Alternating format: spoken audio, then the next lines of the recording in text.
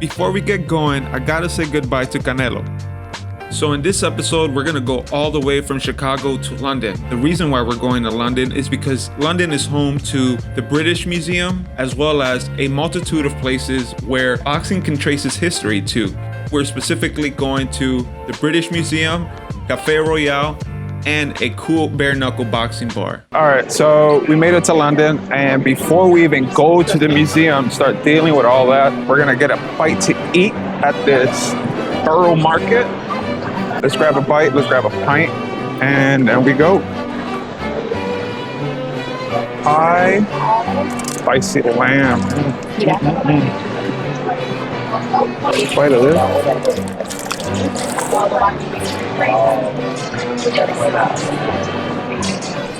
And now a word from our sponsors.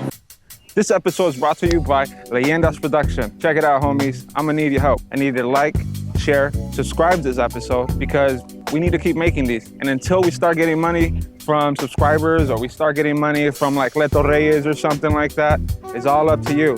So if you want to see me in London, you want to see me in Thailand, you want to see me in Mexico, you need to like, share, subscribe. What's the 3 words? Like, share, subscribe.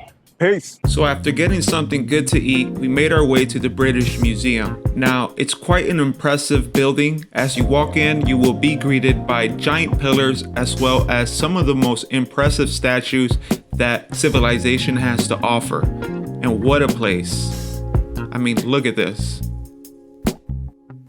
You will make your way to the Greek section on level 1 to see a pair of statues that I find very interesting. These 2 statues are on the way to the main exhibitions in the Greek section. It is believed that this gentleman you see in front of you is a male boxer, and the second one is a young athlete also believed to be a boxer. This could very well be some of the first boxing champions in history. The Greek love fight sports and specifically fist fighting. After this, we made our way up to the Roman section. Specifically, we're looking for a display that has some of the most interesting documentation of the sport. Boxing and wrestling to the Greeks is known as the heavy events. They were the greatest crowd pullers of athletic festivals. There's also an event called pancreation, a violent event that was a form of all-in wrestling which only prohibited biting and gouging.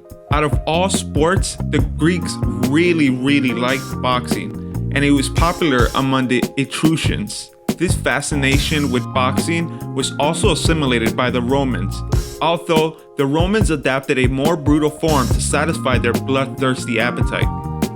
Every item you see in this cabinet is to commemorate the great fighters of the past who form a lineage to the present. From the Greek times to 2023, all of these fighters share a lineage of punching each other in the face. It should be no surprise the fascination of civilization with this sport. As you can see on this bronze statue as well, a fighter is cleaning himself off with his sigil because they would be covered in oil to prevent sweat and sunburns. I mean, look at this guy right here. Look at that face. Jeez. Doesn't this guy look like Matt Serra a bit? Hand wraps as well, which is super cool because you could tell what they used to use. I mean, look at this bronze statue from the Roman 2nd to 3rd century AD. You can see the broad shoulders, flattened nose, and heavy brow, as well as the cauliflower ear. Before you leave, make sure you look at this rock where it depicts female gladiators as well. Super neat. After this, we just had to make our way out after 3 hours of walking around the museum. Automatic, instant reactions of the museum. I thought it was pretty cool, even though it's huge. What do you think? I mean, it's super neat to see all the things they have from all the different civilizations. It was huge, so come with a plan, come with time, and I suggest coming early so you can beat the crowds. Don't come on a weekend. We had no other option, but go during the week. Definitely come during the week. After 3 hours of walking around the museum, it was time to go get a pint, and specifically to the Lamb and Flag. She thought we were lost.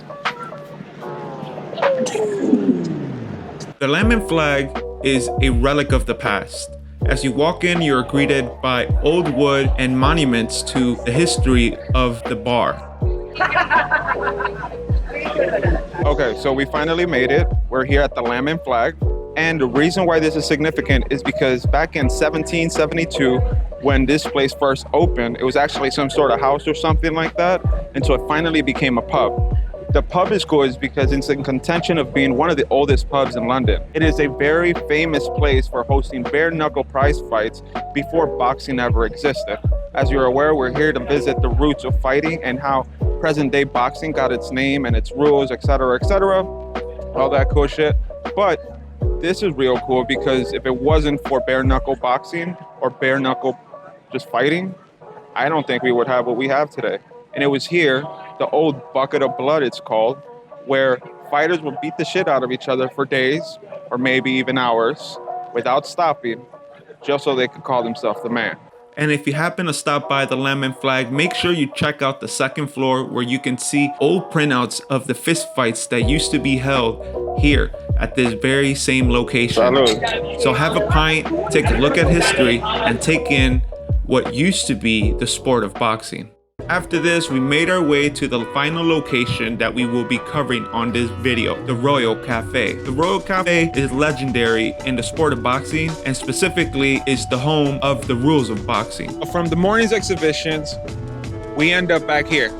In 18 something, you'll see it right here below, is where modern day boxing rules were invented. The Queensberry rules you know today, no holding to punching to everything. Fun fact, not only was modern day boxing rules written here, Oscar Wilde also came here to write, Muhammad Ali, Mike Tyson, anyone who has come to London has come to Cafe Royale. From exhibition bouts, press conferences, world title fights. This is the home of British boxing.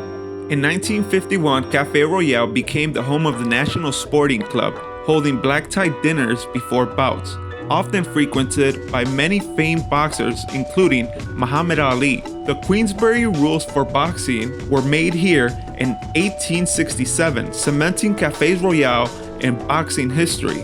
And if you do come to Cafe Royale, make sure you book a nice high time tea for you and your date so you can feel just like the champ did. Remember to like, share, subscribe.